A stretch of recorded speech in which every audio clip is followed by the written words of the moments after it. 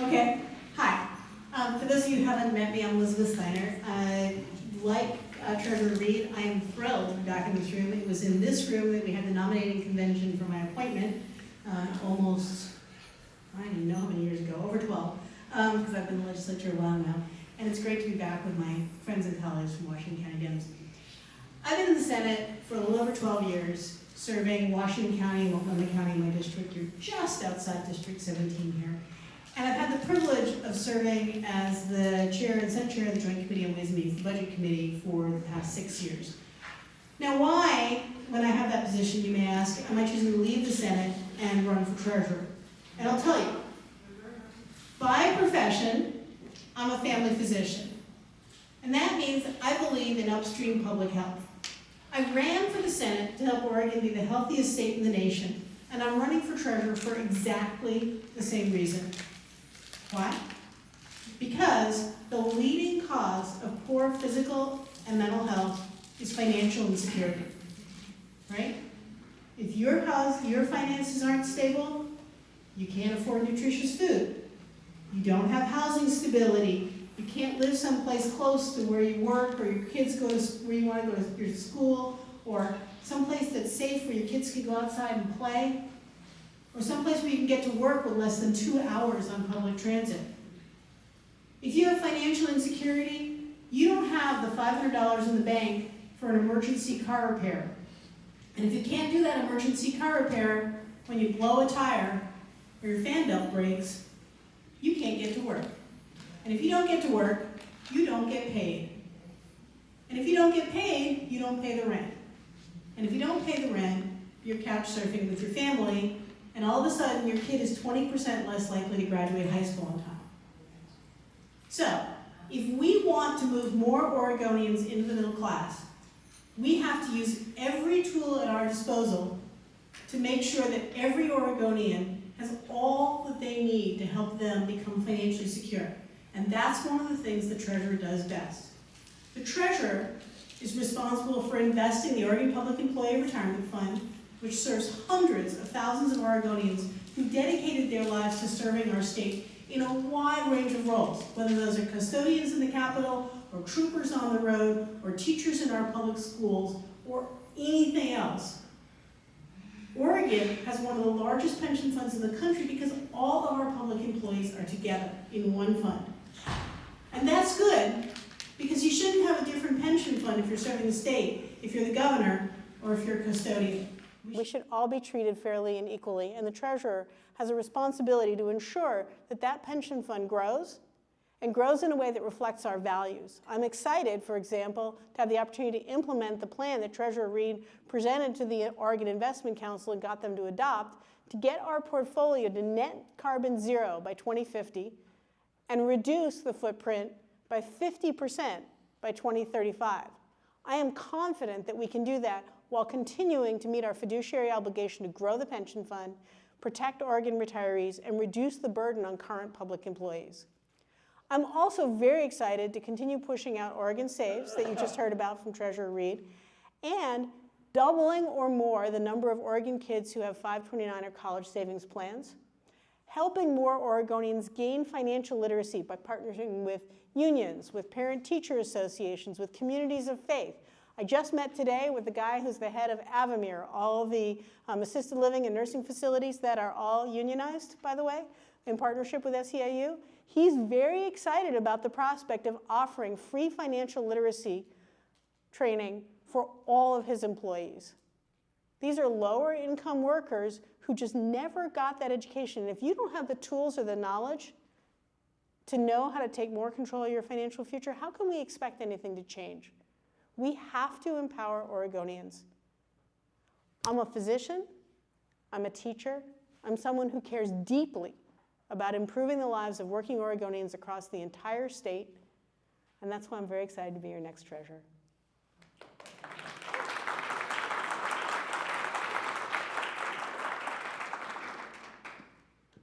Good evening, everyone.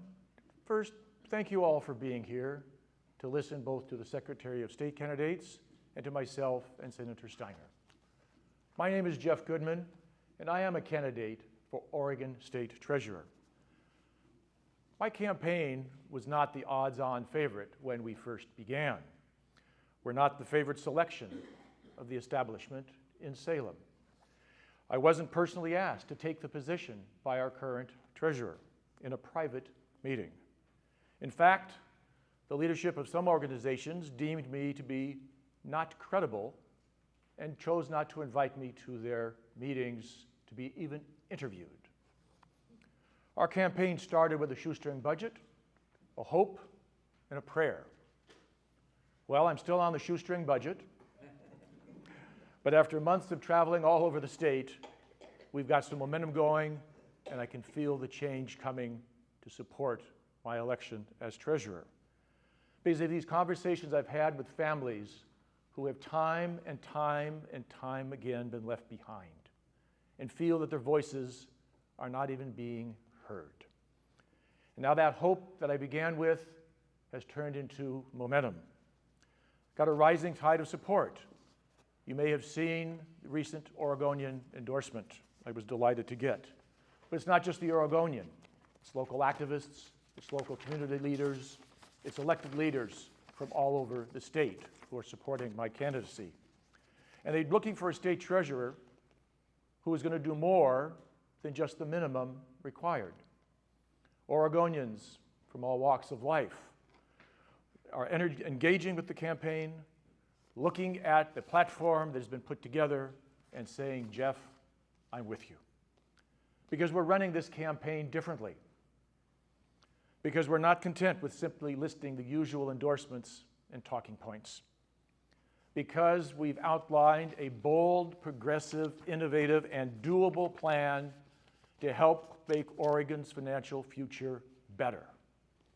Because our vision for the state treasury is not just a waiting room for future gubernatorial candidates, but a trust that belongs to each of us in this room and each of us throughout the state.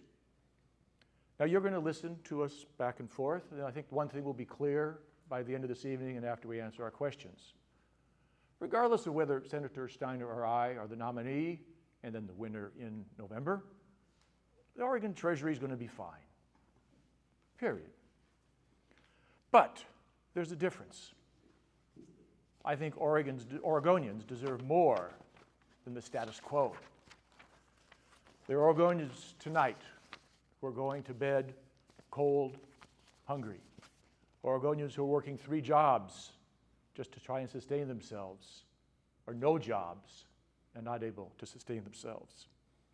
A state treasurer with the right priorities can help. A state treasurer who's willing to buck their party when it loses its way. A state treasurer is able to see that the unprecedented financial boom on certain balance sheets is nonetheless leaving millions and hundreds of thousands in Oregonians of hardworking families behind. The state treasurer who's going to tell us the hard truths that we need to hear, not just spin the numbers to make it seem like K through 12 funding is better funded than it is. The state treasurer who's going to take a hard stand against the legislature's efforts to illegally slash workers' pension benefits. A treasurer who develops policy with Oregonians from all walks of life, bringing them to the table, not just simply informing them what has been decided at the table, or having deals done with backroom meetings. A treasurer who's interested in finding fair, broad-based ways to finance transportation infrastructure improvements, rather than simply telling ODOT to tell commuters, pay your tolls. Fundamentally, the question is at hand. Do we vote based on how things have always been done or how things could be done? Because I think Oregon and Oregonians are tired of voting for our elected leaders on the basis of the same tired talking points and endorsements. When I started running several months ago, I made sure to assemble my platform, not just talking points, but a detailed policy and platform. Thank you. I have more of them on the table. Please take them when you go home this evening and read them. A campaign focused on looking back to what, not looking back to what has been done before, but a campaign looking forward to what can be done. And I say we because for too long the State Treasurer's Office has been cloistered. Part of this problem and part of this plan to go forward is to build platforms again where everybody can be heard. Spaces where marginalized voices to meaningfully participate in the decision making to make life better for all Oregonians and to bring their perspectives to the table, at the table, and after we're done at the table. You don't have to wonder what my vision for this office is. It's right here as I've outlined it. I've detailed it, I'm running on it, I'm asking you to hold me accountable to it for 4 years and for 8 years. And I hope you'll join me in making that happen. I'm Jeff Gudman, Democrat running for State Treasurer, and I'm here tonight asking for your support.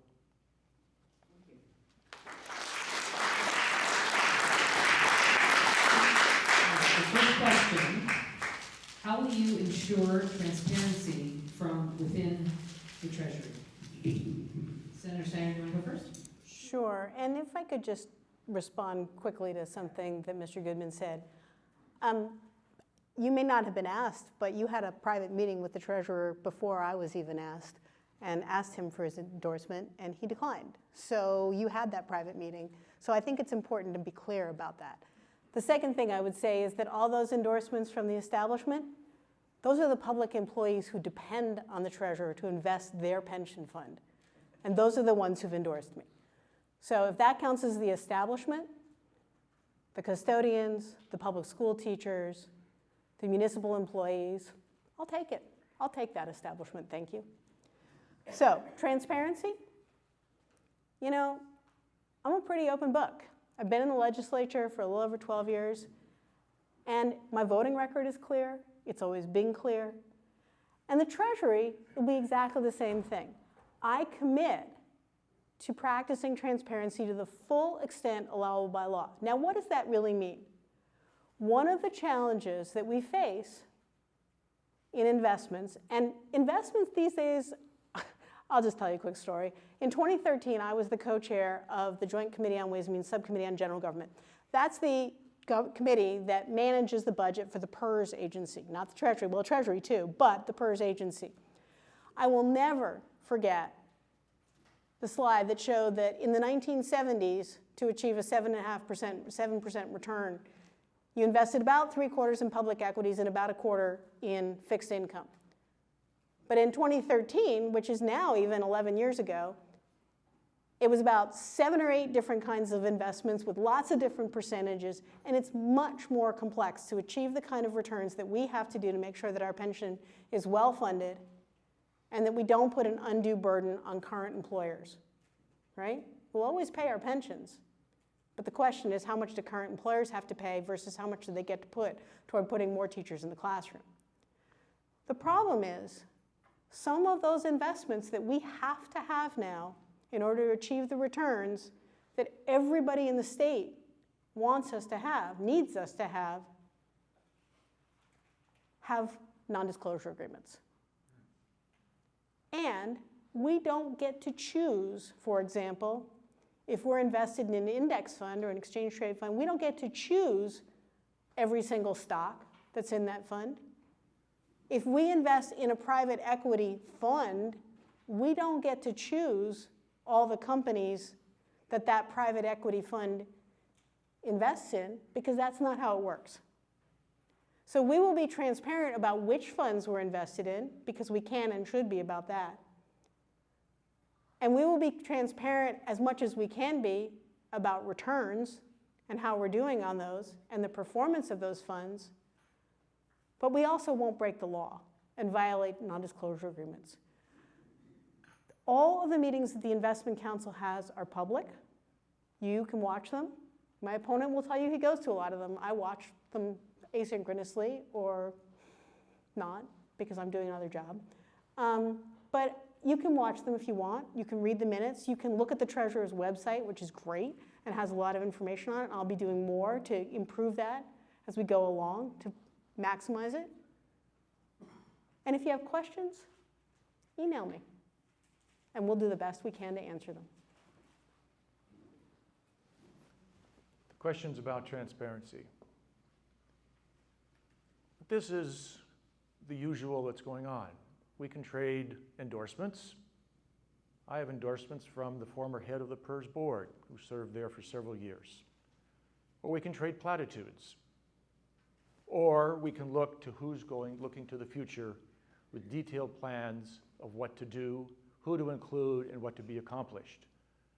Specifically on transparency, I have committed to working with the Treasurer's Office and any of the investment managers that we have, that when a fund is closed out, there is no fundamental reason why what the investments were over the time period can be looked at.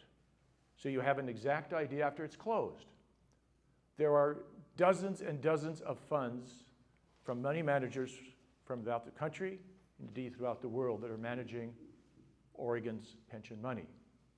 But once every fund closes, and sometimes they're 5, 6 years, sometimes they're longer, we can have the opportunity to say, what were the investments made over time?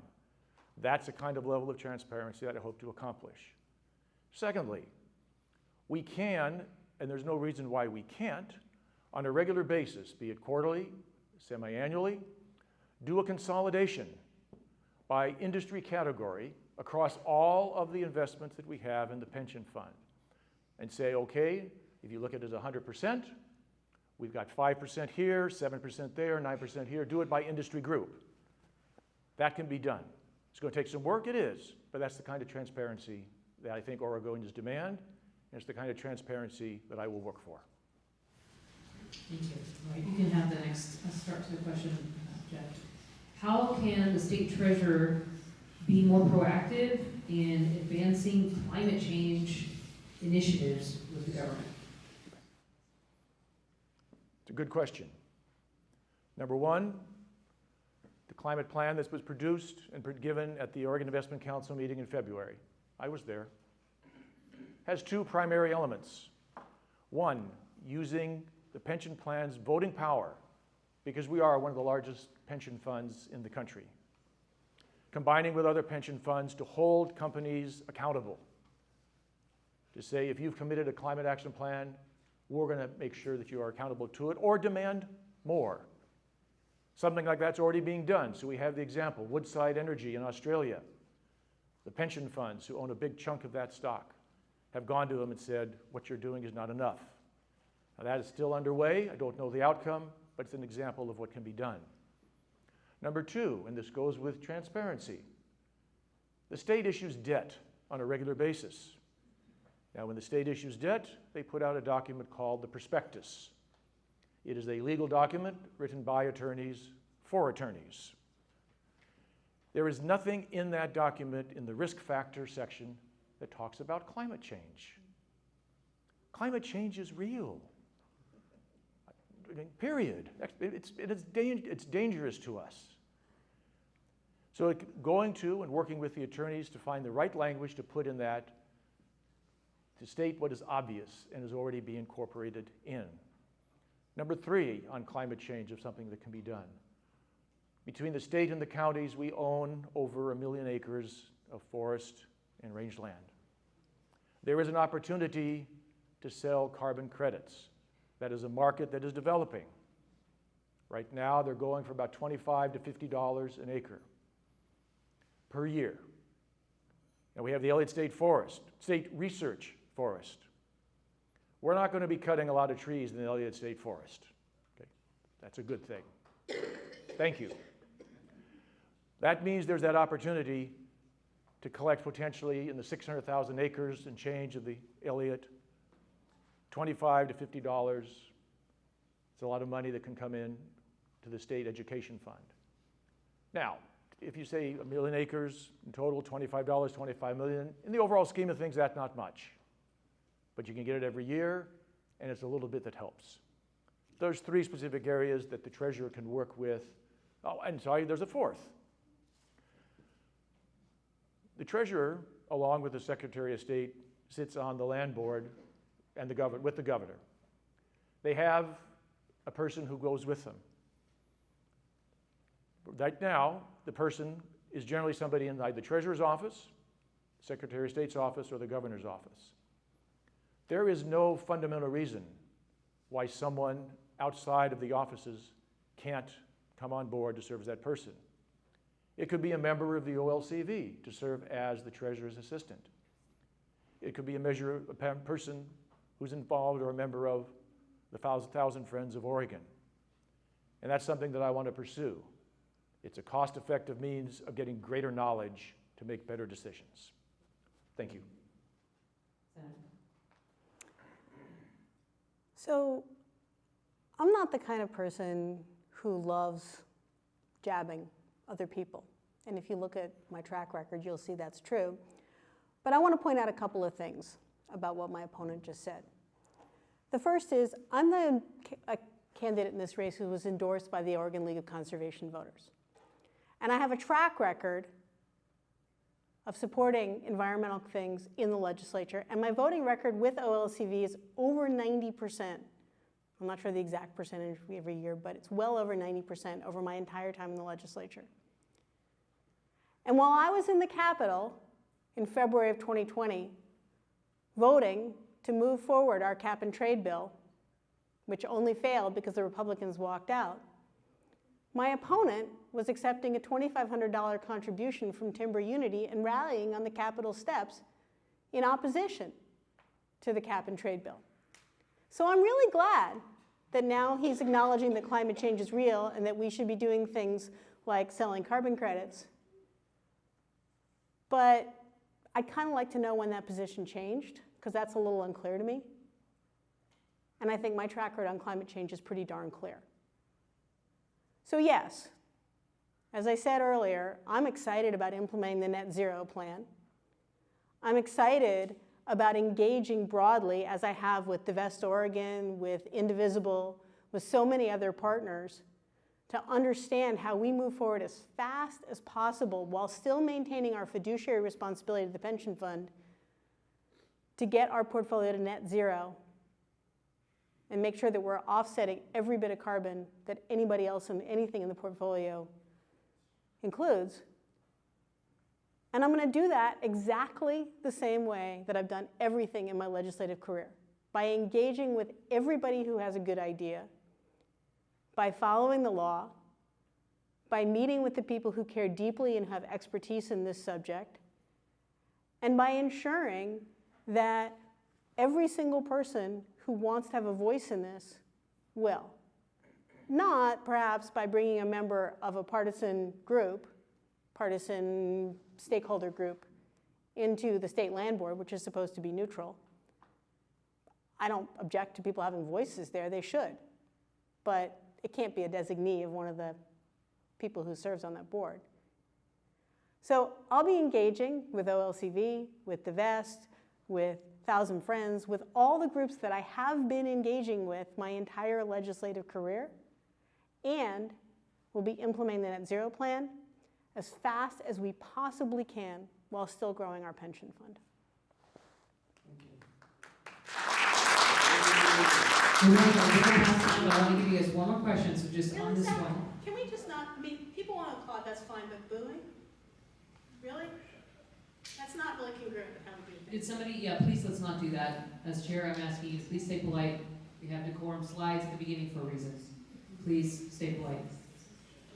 All right. So one last question. We are a little bit behind time, so I'm just asking for conciseness. So Senator, I'll let you start on this one. Sure. How can you protect pensions for the state? How can I protect pensions for the state? The state pension fund. Well, I can do it by doing what we've been doing in Oregon for a very long time, which is having one of the most successful investing track records of almost any large institutional investor in the country. And that's a credit to Treasurer Reed and the team that he's built. It's a credit to Treasurer Wheeler, who got through the plan that I helped him get through the legislature to bring more of that in-house, because we have good management and it's less expensive. So we're spending less of the pension fund on managing it and more on actually investing in it. But fundamentally, what I want to say is this. We have plenty of money to actually pay our pension obligations over time. That's not really the issue.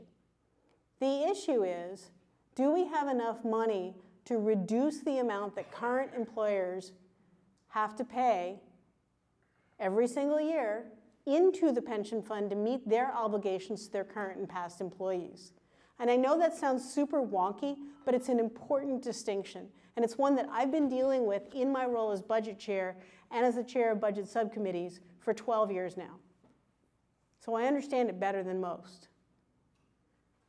When employers are putting 15% of their payroll into the pension fund, that's tens, hundreds of millions of dollars that they're not putting to put teachers in the classroom or troopers on the road or nurses in the state hospital or any of the other things that actually make a difference in the lives of Oregonians across this state.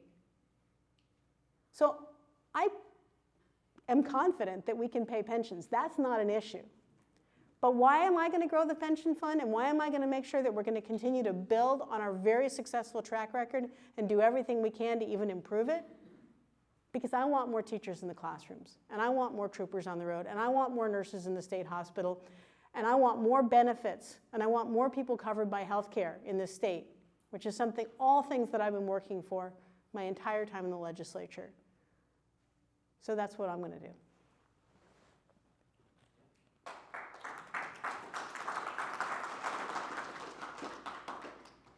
I invite each of you to check out the YouTube of my statements in 2020. I was talking about sustainability. I was talking about accountability. And I was talking about how the Cap and Trade program was hurting the lives of working Oregonians and their voices weren't being heard. And go to the YouTube video, take a look, make up your own mind. Now it's interesting to hear from Senator Steiner about protecting pensions, since she twice voted to cut them and has redoubled that effort and said she would do it again. And one of the times when she voted to cut, the Oregon State Supreme Court called it a $4 billion with a B dollar wage theft. I've laid out a plan to protect the pensions. Because of the analysis that I've done, I believe we need to infuse additional money into the fund. Begin a program of $100 million a year to help address that. Because over the last 12 years, that unfunded liability has gone up, and the contribution rate, which is how much you have to pay as a percent of salary, has gone up. It's currently running system-wide about 26%. It needs help. It needs the financial leadership that I can provide, and that's why I'm here asking for your vote.